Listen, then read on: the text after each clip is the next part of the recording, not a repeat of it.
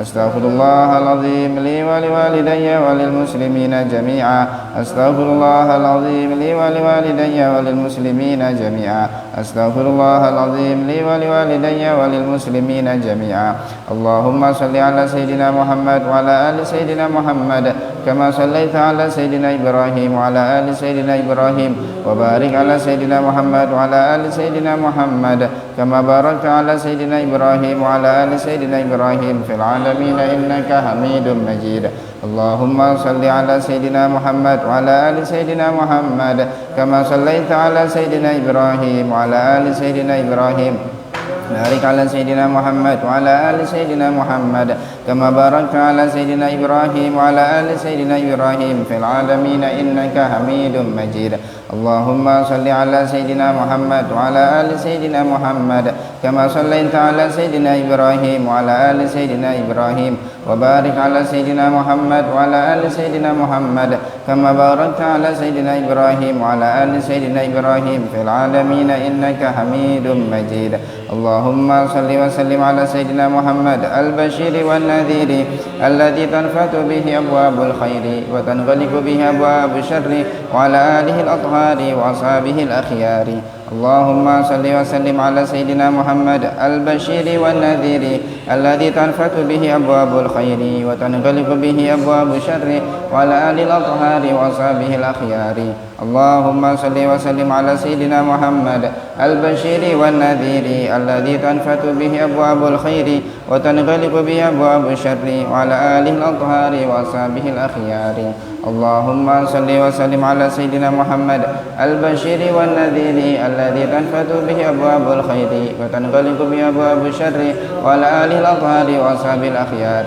اللهم صل وسلم على سيدنا محمد البشير والنذير الذي تنفت به أبواب الخير وتنغلق به أبواب الشر وعلى آله الأطهار وأصحابه الأخيار اللهم صل وسلم على سيدنا محمد البشير والنذير الذي تنفت به أبواب الخير وتنغلق به أبواب الشر وعلى آله الأطهار وأصحابه الأخيار اللهم صل وسلم على سيدنا محمد البشير والنذير الذي تنفت به أبواب الخير وتنغلق به أبواب الشر وعلى آله الأطهار وأصحابه الأخيار لا إله إلا أنت سبحانك إني كنت من الظالمين لا إله إلا أنت سبحانك إني كنت من الظالمين لا إله إلا أنت سبحانك إني كنت من الظالمين أعوذ بكلمات الله التامة من شر ما خلق أعوذ بكلمات الله التامة من شر ما خلق أعوذ بكلمات الله التامة من شر ما خلق بسم الله الذي لا يضر مع اسمه شيء في الأرض ولا في السماء وهو السميع العليم بسم الله الذي لا يضر مع اسمه شيء في الأرض ولا في السماء وهو السميع العليم بسم الله الذي لا يضر مع اسمه شيء في الأرض ولا في السماء وهو السميع العليم سبحان الله والحمد لله ولا إله إلا الله والله أكبر سبحان الله والحمد لله ولا إله إلا الله والله أكبر سبحان الله والحمد لله ولا إله إلا الله والله أكبر بسم الله الرحمن الرحيم قل هو الله أحد الله الصمد لم يلد ولم يولد ولم يكن له كفوا أحد بسم الله الرحمن الرحيم قل هو الله أحد الله الصمد لم يلد ولم يولد ولم يكن له كفوا أحد بسم الله الرحمن الرحيم قل هو الله أحد الله الصمد لم يلد ولم يولد ولم يكن له كفوا أحد بسم الله الرحمن الرحيم قل أعوذ برب الفلق من شر ما خلق ومن شر غاسق إذا وقب ومن شر النفاثات في العقد ومن شر حاسد إذا حسد بسم الله الرحمن الرحيم قل أعوذ برب الناس مالك الناس إله الناس من شر الوسواس الخناس الذي يوسوس في صدور الناس من الجنة والناس بسم الله الرحمن الرحيم الحمد لله رب العالمين الرحمن الرحيم مالك يوم الدين إياك نعبد وإياك نستعين اهدنا الصراط المستقيم صراط الذين أنعمت عليهم غير المغضوب عليهم ولا الضالين آمن الرسول بما أنزل إليه من ربه والمؤمنون كل آمن بالله وملائكته وكتبه ورسله لا نفرق بين أحد من رسله وقالوا سمعنا وأطعنا غفرانك ربنا وإليك المصير لا يكلف الله نفسا إلا وسعها لها ما كسبت عليها ما كسبت ربنا لا تؤاخذنا إن نسينا أو أخطأنا ربنا ولا تحمل علينا إصرا كما حملته على الذين من قبلنا ربنا ولا تحملنا ما لا طاقة لنا به واعف عنا واغفر لنا وارحمنا أنت مولانا فانصرنا على القوم الكافرين. Berdoa sendiri-sendiri dengan bahasa apapun, jangan lupa mendoakan orang tua kita, guru-guru kita, dan semua kaum muslimin dan muslimat. Bismillahirrahmanirrahim.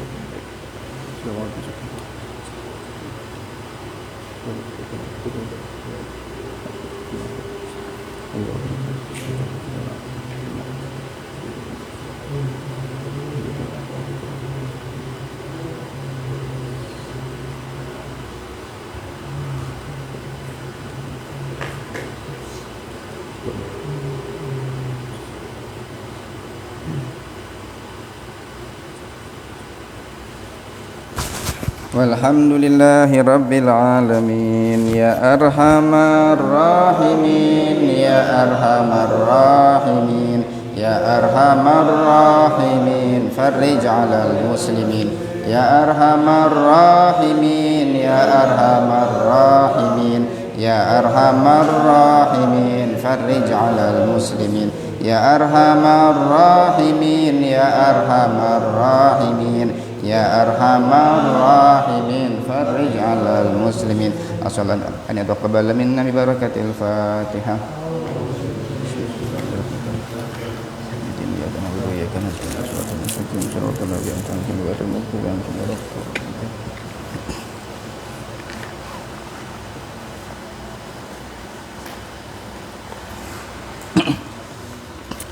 Bismillahirrahmanirrahim. Assalamualaikum warahmatullahi wabarakatuh.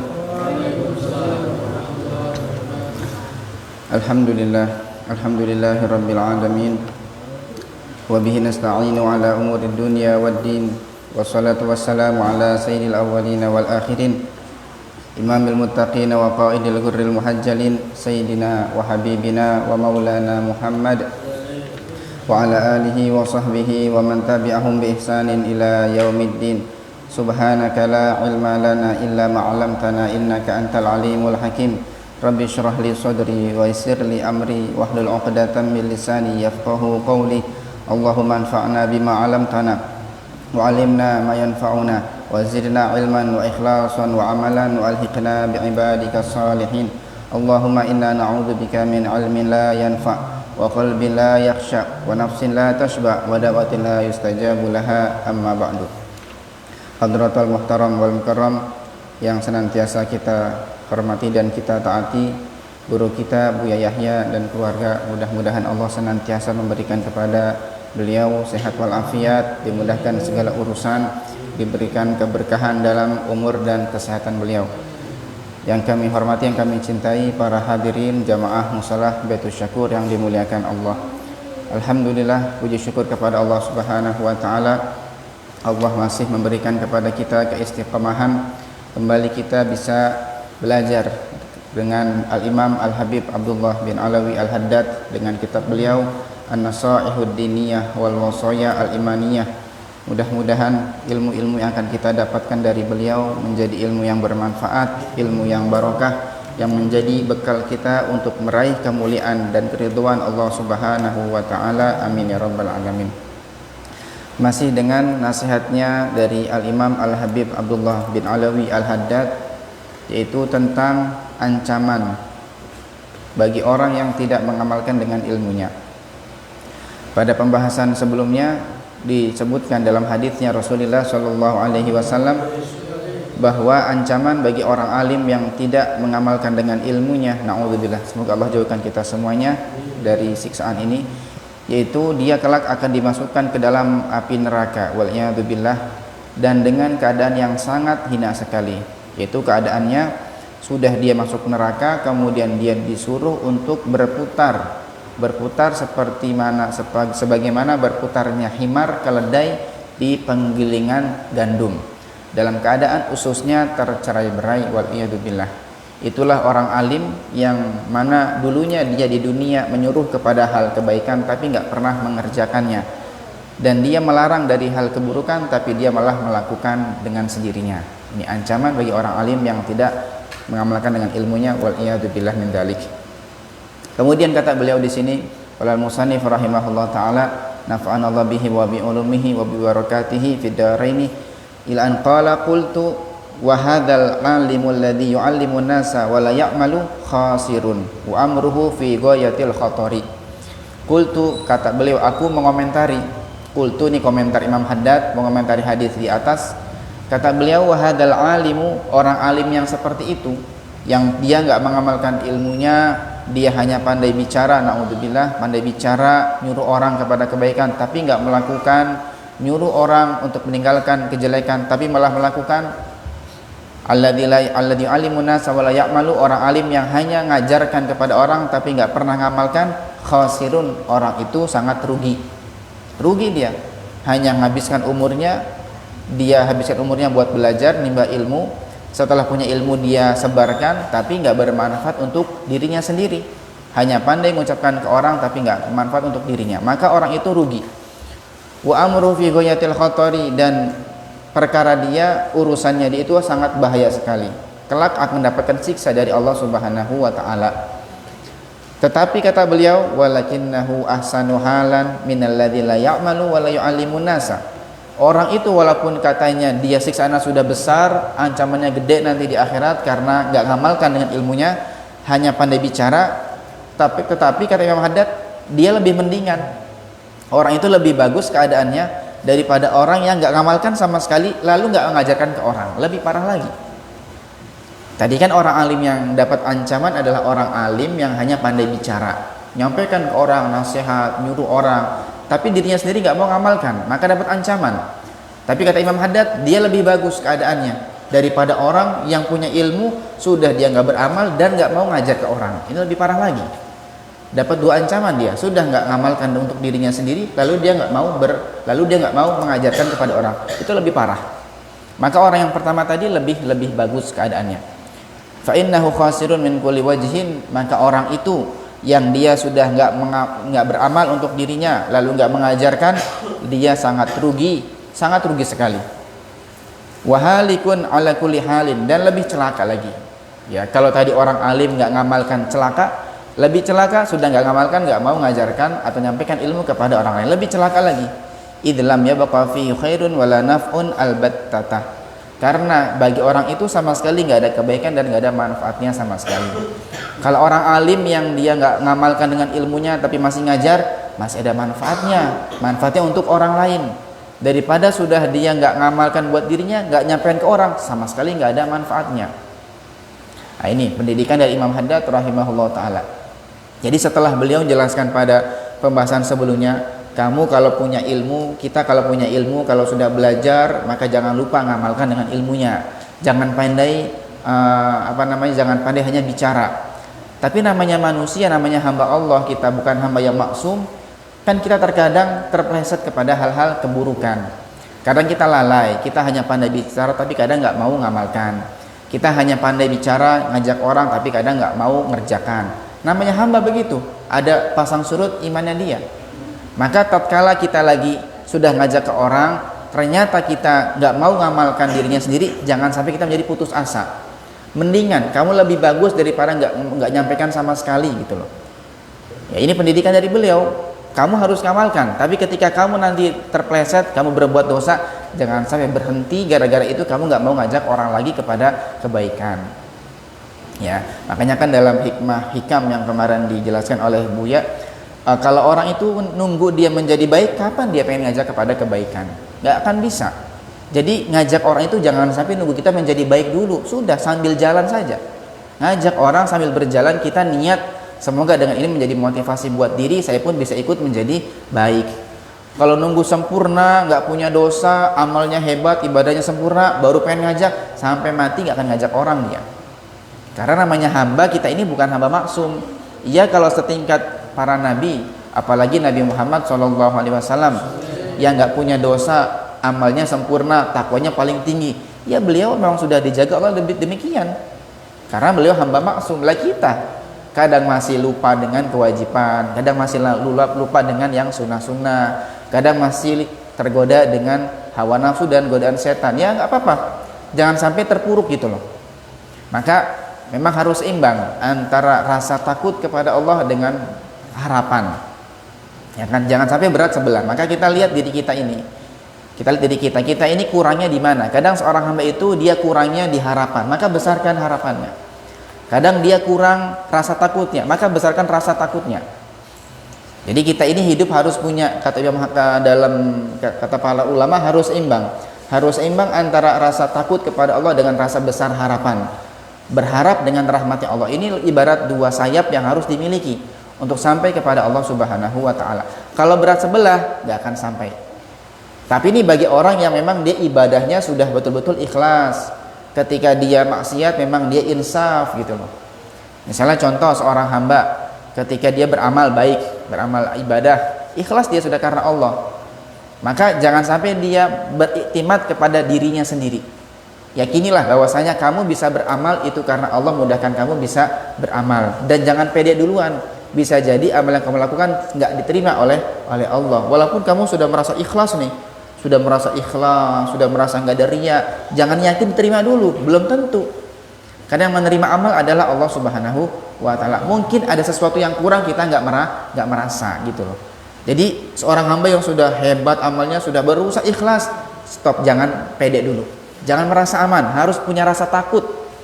Jangan takut, khawatir amalnya tidak diterima oleh Allah taala. Nah, begitupun ketika ada seorang hamba terjerumus kepada dosa, lalu dia insaf. Kalau nggak insaf ya beda urusan, ini parah. Kalau ada seorang hamba dosa, nggak insaf, nggak merasa salah, itulah kesalahan paling besar bagi dirinya. Ini seorang hamba dia berbuat dosa tapi insaf, dia astagfirullah, saya berbuat dosa, ini perbuatan dosa. Nah, terkadang kalau sudah dia insaf, setan berbisik, sudahlah kamu ini sudah banyak dosa, ngapain kamu ibadah lagi, ngapain kamu ngajak orang kepada kebaikan, percuma. Nah ini down dia, rojaknya kurang, harapannya kurang, maka besarkan harapan dia. Gak apa-apa, walaupun kamu sekarang berbuat dosa, teruskan ngajak kepada kebaikan. Lebih mendingan daripada kamu sudah dosa, gak mau ngajak orang, lebih parah lagi gitu. Ini dibesarkan hatinya Imam Haddad. Jadi harus imbang antara rasa takut dengan besar harapan kepada rahmatnya Allah Subhanahu wa taala. Tatkala kita beribadah, beramal soleh, jangan iktimat dengan diri sendiri. Takut gak diterima ini amal. Nah, ketika berbuat dosa, jangan putus asa. Rahmat Allah sangat luas sekali. Sebesar apapun dosa yang kita lakukan, andaikan kita mohon kepada Allah, Allah pasti memberikan ampun. Ya kan, pernah kami ceritakan bagaimana kisahnya seorang sahabat datang kepada Rasul Shallallahu Alaihi Wasallam. Ya Rasulullah, aku punya dosa besar, dosaku, kata dia. Dosa kamu memang apa? Kok kamu merasa gede dosa kamu? Pokoknya gede ya Rasul dosa saya. Lebih gede mana dosamu dengan gunung? Oh, gedean dosaku ya Rasulullah. Lebih besar mana dosamu dengan langit? Lebih gede langit, tanya. Lebih gede dosaku, saking besar dosanya dia. Lebih gede mana dosamu dengan arsy Allah? Arsy Allah adalah makhluk tapi bukan tempat istiwanya Allah. Allah tidak butuh kepada tempat. Arsy merupakan makhluk dan besar sekali. Lebih besar mana dosamu dengan arsy Allah? Lebih gede dosaku ya Rasulullah. Begitu dia, saking ini insaf dia nih, sadar dengan dosa, tapi dia nggak ada harapan, putus harapan, khawatir nanti malah terpuruk. Kata Nabi, lalu besar mana antara dosamu dengan ampunan Allah? Ya Rasulullah, lebih besar ampunan Allah. Masih sadar dia. Jadi awalnya sadar dosaku lebih gede ketimbang gunung, ketimbang langit, bahkan ketimbang arsy Allah. Tapi dosaku ternyata lebih kecil ketimbang ampunan Allah Subhanahu wa taala. Akhirnya kata Nabi, kalau gitu sekarang kamu lakukan amal untuk menjadi kafarah bagimu. Berbuatlah kamu sebuah amal, sekiranya amal itu bisa menjadi pelebur dosamu. Amal apa ya Rasulullah? Kata orang itu, pergi jihad, nanti dengan jihad bisa melebur dosamu. Kata dia, ya Rasul, aku ini orangnya penakut, nggak berani jihad, jangankan jihad, aku keluar malam hari pun nggak berani ke gang, apalagi jihad, aku orang penakut. Oh, kalau gitu lakukan puasa untuk melebur dosamu. Akhirnya dia nawar lagi, ya Rasulullah, aku ini orangnya suka laparan, Kadang makan tuh nggak pernah kenyang. Kalau puasa aku nggak sanggup ya Rasulullah. Jangan puasa lah, amal lainnya, nawar dia. Ya sudah kalau gitu lakukan sholat malam saja untuk melebur dosa kamu. Nawar lagi, ya Rasulullah, aku ini suka telat bangun. Aku ini kalau bangun subuh harus dibangunin sama istriku. Bagaimana pengen sholat malam? Amal yang lain Rasulullah, nawar lagi dia. Kata Rasulullah, kalau gitu ucap, aku beri kamu 2 kalimat. Ini 2 kalimat, khafifatani ala lisan, thaqilatani fil mizan. Ringan di lisan tapi berat nanti ketika timbangan ketika hari kiamat. Apa itu? Subhanallah subhanallah bihamdi subhanallahil azim. Ini 2 kalimat yang ringan di lisan tapi berat kelak nanti di yaumil qiyamah. Artinya tadi kisah tersebut seorang hamba yang dia ini awalnya insaf, punya dosa, tapi khawatir dia ini putus harapan. Nabi besarkan rojaknya. Tenang aja, walaupun kamu ini berbuat dosa, ingatlah ampunan Allah lebih besar ketimbang dosa kamu. Selama kamu sungguh-sungguh minta ampun, pasti akan diberikan ampunan begitu. Nah, kita jangan sampai ketika beramal kepedean, nggak ada khaufnya, akhirnya amalnya menjadi orang yang magrur, tertipu. Beramal, nggak pernah muhasabah, ternyata capek-capek beramal, ternyata nggak diterima, rugi. Karena nggak ada takutnya. Atau sebaliknya, seseorang yang dia berbuat dosa sudah insaf tapi nggak punya roja, nggak punya harapan, akhirnya terpuruk dia, semakin menjadi orang yang putus asa. Nggak boleh juga, harus besar harapan. Nah, di sini Muhammad mengajarkan kepada kita, ini buat kita yang sebagai penyeru kebaikan, juru dakwah. Karena dakwah tugas semua umat Nabi SAW. Yang sering Buya sampaikan, dakwah bukan hanya tugasnya ustadz, bukan tugasnya siapapun dari kita punya kewajiban menyampaikan kepada kebaikan. Nah, ketika ingin menyampaikan kepada kebaikan, jangan nunggu diri kita ini baik dulu. Nah, pokoknya sudah sambil jalan saja. Ketika kamu merasa diri kamu masih berbuat dosa, banyak maksiat, sudah terus berjalan. Lebih mendingan daripada sudah nggak mau menyampaikan, dosa lagi, wah, bertumpuk-tumpuk. Sama sekali nggak ada amal kebaikannya kalau gitu. Ini pendidikan luar biasa dari Imam Haddad rahimahullah. Ya, jadi jangan menyerah, jangan putus asa, lanjutkan untuk menyeru kepada hal-hal kemuliaan dan kebaikan. Sambil nanti kita benahi diri kita sendiri, begitu. Baik, wa akhsha an yakuna minal ladzina qala fihim alaihi salatu wassalam. Aku takut orang tersebut, kata beliau, ini orang yang dia sudah nggak mau beramal untuk dirinya, lalu nggak mau ngajak orang kepada kebaikan. Khawatir orang itu termasuk golongan yang disabdakan oleh Nabi sallallahu alaihi wasallam, yu'maru bi aqwamin min hamalatil qur'ani ilan nari qabla abadatil awthani. Kelak nanti di hari kiamat sekelompok kaum akan diperintahkan, ini sekelompok kaum yang mereka adalah para penghafal Al-Qur'an, hamalatul Qur'an, yang mereka para penghafal Al-Qur'an, ngerti hukum Al-Qur'an. Ternyata kaum tersebut, kelompok itu di hari kiamat diperintahkan masuk ke dalam api neraka qabla abadatil awthan, sebelum para penyembah berhala. Penyembah berhala mereka sangat besar dosanya, musyrik mereka, berbuat syirik. Tapi ada yang lebih parah dari mereka. Siapa itu? Ahlu Quran tapi nggak mau ngajak orang kepada kebaikan, menyembunyikan ilmunya buat diri sendiri. Kitman, ini nggak boleh. Ya, jadi kalau punya sesuatu, punya kebaikan, berbagi dengan orang, sampaikan kepada kebaikan, jangan pengen selamat sendiri. Nggak boleh kitman, itu namanya kitman. Kan diantara sifat mustahil yang nggak mungkin ada pada diri para nabi adalah kitman. Kebalikan dari tabligh, itu menyembunyikan risalah. Kita pun nggak boleh menyembunyikan sesuatu.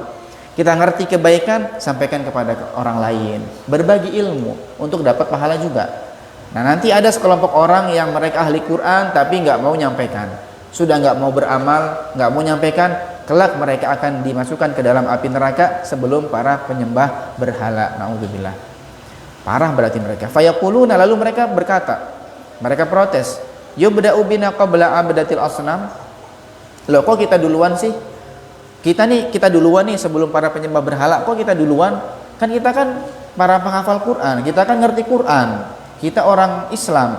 Kenapa kita duluan ketimbang mereka yang menyembah berhala? Kata mereka, protes mereka.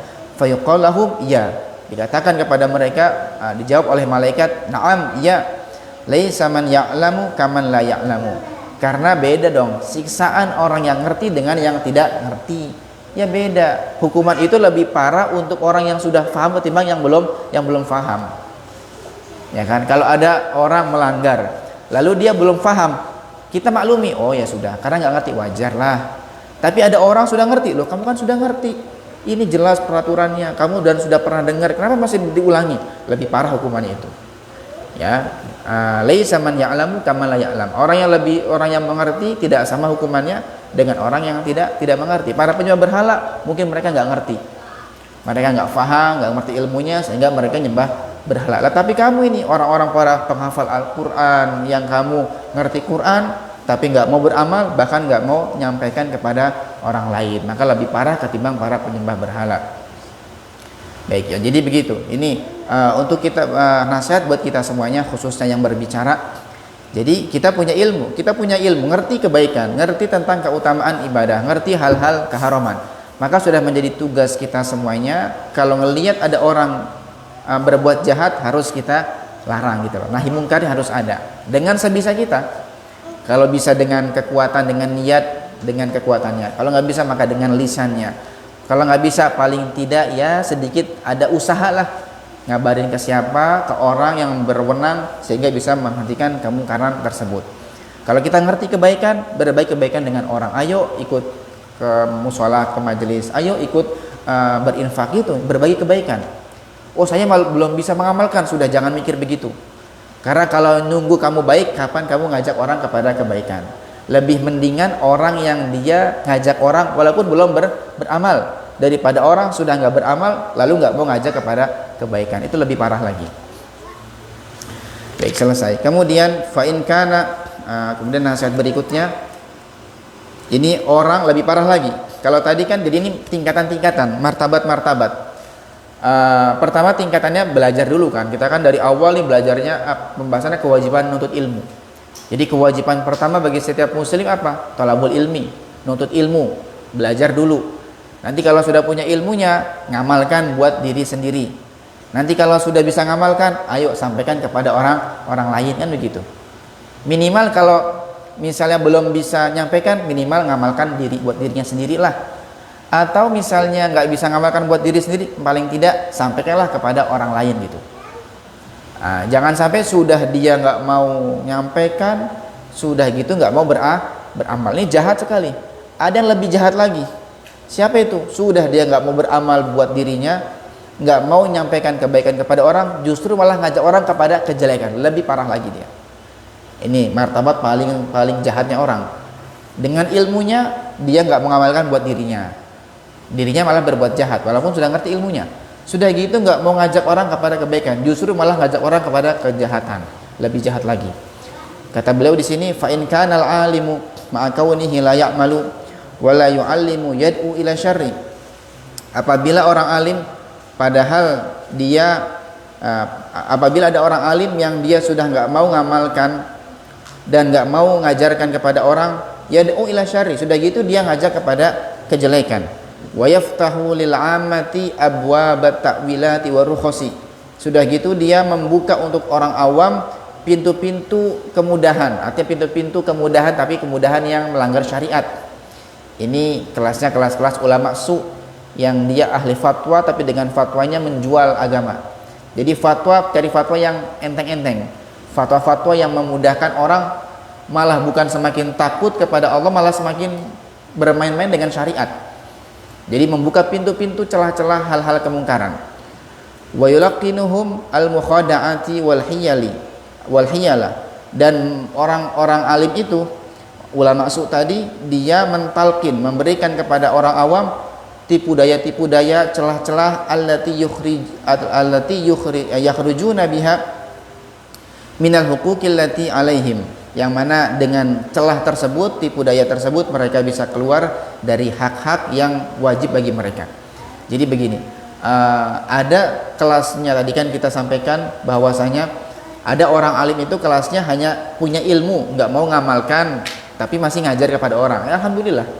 Ada orang alim nggak mau hanya nyampaikan tapi nggak mau beramal, atau sebaliknya hanya beramal nggak mau nyampaikan. Lebih parah lagi, sudah dia nggak mau nyampaikan, sudah gitu nggak mau beramal, malah mengajak orang kepada kejahatan. Ini lebih parah lagi. Namanya ulama su. Nah, itu dengan ilmunya malah menjadikan orang awam itu malah mengambil hal-hal kemungkaran. Contohnya, masalah riba. Riba jelas disepakati hukumnya adalah haram dan dosa besar. Bahkan dikatakan adna riba, paling rendahnya riba dosanya mithlu an yankihar rajulu ummahu aw kama qala. Paling rendahnya riba itu dosanya sebagaimana seorang anak yang berzina dengan ibunya sendiri. Itu paling rendahnya riba. Paling rendahnya dosanya begitu. Orang zina dosa. Nah, untuk bilang gimana dosa dengan ibu sendiri? Itu paling rendahnya riba. Bagaimana dengan paling parahnya? Ribanya bermiliaran, triliunan, lebih dosa lagi.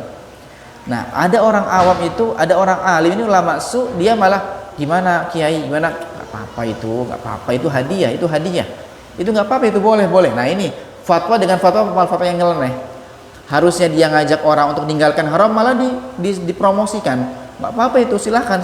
Nah, di sini dia punya tujuan biasanya menjual agama. Biasanya nanti kalau sudah memfatwakan dengan hal-hal keharaman, nanti dia dapat hadiah. Syukran kiai, makasih. Sudah. Ini menjual agama. Nauzubillah. Nama ulama lebih jahat lagi dia. Dan lebih besar ancamannya. Ya. Sehingga orang itu bukan malah menjauhkan dari keharaman, malah lebih mengambil keharaman gitu. Itu salah satu contoh. Dan masih banyak kita saksikan zaman sekarang, banyak ulama-ulama su yang memfatwakan dengan mudahnya.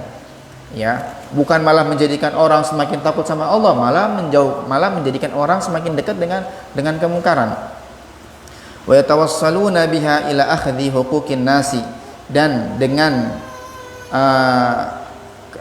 dengan hal tersebut, dengan tipu daya tadi, mereka bisa sampai untuk mengambil hartanya orang. Jadi zalim. Ya kan? Kalau orang alim yang insaf, orang alim yang ngerti ilmunya, harusnya dia ngajak orang supaya tidak zalim kepada orang lain. Ini ada orang alim, ulama su, dia ngajak orang supaya zalim sama orang lain, lebih jahat dia berarti. Maka kalau ada orang alim yang begitu, kata Imam Haddad, fahuwa syaitonun maridun, itu adalah syaitan yang durjana. Dia bukan manusia, itu setan itu namanya. Setan itu kan begitu, setan kan alim setan. Jangan dianggap setan tidak alim, dia alim setan, ngerti ilmunya. Bahkan dikatakan malaikat, sebelum malaikat ibadah sama Allah, setan lebih duluan ibadahnya kepada Allah Subhanahu wa taala. Dia alim. Bahkan tidak ada satu jengkal pun dalam semesta kecuali sudah digunakan untuk sujud kepada Allah oleh si setan, iblis dulu itu. Jadi mereka adalah dulunya ahli ibadah, alim. Tapi gitu, karena kesombongannya dia, cengkalnya dia, sehingga menjadi makhluk yang dilaknat oleh Allah taala. Maka kalau ada orang alim yang dia dengan ilmunya malah menfatwakan kepada hal-hal kemungkaran, maka dia adalah syaitan yang terkutuk. Syaitanun maridun, fajirun, yang jahat, mu'anidun lillahi wa rasulihi, yang dia menentang kepada Allah dan Rasulnya. Qadistakhlafahu syaitanu, dan orang alim itu telah dijadikan khalifah oleh syaitan. Dia adalah antek-antek syaitan, berarti antek-antek iblis, karena ngajak orang kepada kemungkaran. Harusnya orang alim kan sebagai penerus dakwahnya Nabi, warasatul anbiya, harusnya sebagai penerus estafetnya baginda Nabi. Ternyata malah menyuruh orang kepada keburukan, maka dia antek setan berarti namanya. Wa ja'alahu naiban anhu, dan setan telah menjadikan orang alim yang begitu sebagai penggantinya fil fitnati, di dalam menfitnah kepada orang, wad dhalalati wal igwa, dan menyesatkan para hamba-hamba Allah Subhanahu wa taala. Wa huwa indallahi, dan orang itu si alim tadi, si alim su tadi, di sisi Allah, minalladzina syabbahahum bil hamiri wal kilabi fil khissati wal mahanati. Orang alim itu Allah serupakan dengan himar, dengan keledai, bahkan dengan anjing di dalam kerendahan. Rendah sekali dia. Wa illa fal hamiru wal kilab bukan minhu. Bahkan kata Imam Haddad, enggak, justru anjing dan keledai lebih baik ketimbang mereka. Jadi kalau ada orang alim ngajak kepada kemungkaran, dia bukan malah seperti anjing atau keledai, enggak, lebih jelek dia. Jadi lebih mendingan anjing dan keledai. Kenapa? Karena kalau anjing keledai kan hewan. Hewan ketika yaumil qiyamah enggak ada hisab. Begitu yaumil qiyamah mereka sudah jadi debu, enggak ada hisab, enggak ke surga, enggak ke neraka. Lah ini orang alim kalau sudah menjadi ulama sunnah, naudzubillah, akan diarahkan kepada nerakanya Allah Taala. Maka anjing keledai lebih mulia ketimbang mereka. Li'annal hamir wal kilab yasiruna ila turabi wa huwa yasiru ila nar. Karena hamir, karena keledai, karena anjing, kelak di hari kiamat mereka menjadi debu, tidak ada hisab, enggak ke surga, enggak ke neraka, enggak disiksa, enggak dapat nikmat. wa huwa yasiru ilan nar, sedangkan orang alim tadi yang dia malah tempatnya ke dalam api nerakanya Allah taala. Qala taala, jam berapa ini? Sudah ada entah? Belum ya? Qala ta'ala, Allah Ta'ala berfirman, matsalul ladzina hummilut tawrata tsumma lam yahmiluha, perumpamaan orang-orang yang diberikan amanat Taurat. Ini kisahnya kisah ulamanya Bani Israel zaman dahulu. Ulama Bani Israel zaman dahulu, mereka yang diberikan amanat kitab Taurat, tsumma lam yahmiluha, lalu mereka tidak bisa mengemban amanat itu, kamatsalil himari yahmilu asfara, ibarat seperti keledai yang dikalungkan kitab. Jadi kalau ada orang alim ngerti ilmu tapi nggak mau ngamalkan, nggak mau ngajak kepada kebaikan, justru malah ngajak kepada keburukan, itu ibarat kayak keledai hewan dikalungi kitab. Kalungi kitab begini, kita kalungi keledai nggak ada gunanya. Kitab dikasihkan keledai nggak ada gunanya, ada malah rusak, diinjak-injak, nggak akan dihormati. Itulah orang alim yang punya amanat ilmu tapi nggak amanat dengan ilmunya. Ya, malah ngajak orang kepada kemungkaran, ngajak orang kepada kemaksiatan, wal iyadu billah. Itu ibarat kitab yang dikalungkan kepada keledai, kepada hewan.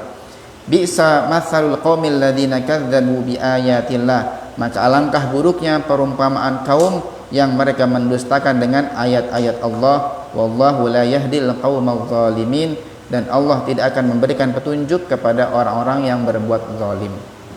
Baik, ini jadi nasihat dari Imam Haddad pada kesempatan majelis malam hari ini adalah kita jangan sampai menjadi orang alim yang hanya pandai bicara. Ini buat diri kita masing-masing, semua buat diri kita, nggak usah noleh kepada kanan kiri kita, sudah buat diri kita. Diri kita ini semuanya punya ilmu, ngerti kebaikan, harus bisa ngamalkan buat diri sendiri, kemudian ngajak orang kepada kebaikan.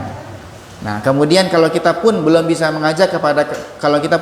mengamalkan dengan diri kita sendiri, jangan sampai putus asa untuk selalu mengajak kepada kebaikan. Jangan terpuruk, saya belum baik, saya belum pandai, saya belum soleh, saya nggak pantas buat ngajak orang, buat dakwah. Sudah, jangan begitu, tapi putus asa. Lebih baik orang yang dia ngajak walaupun belum beramal, daripada sudah nggak beramal nggak ngajak orang, lebih parah lagi.